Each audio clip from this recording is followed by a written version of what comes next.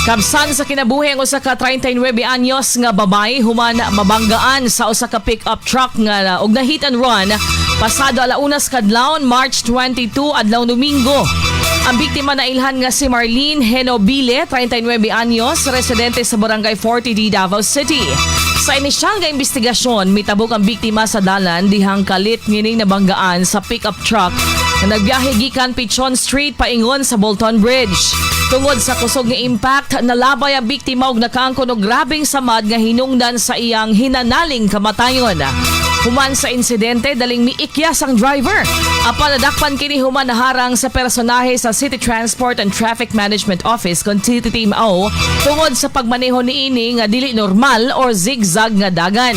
Giendorso gilayon ngadto sa Ecoland Police Station ang driver nga gituhang nakainom o giilang usa ka Denise, 25 anyos, taga Belisario Village, Arcastillo Street, San Antonio Village, Agdao, Davao City. Padayon pa karong giimbestigahan ang maong ina panghitabo.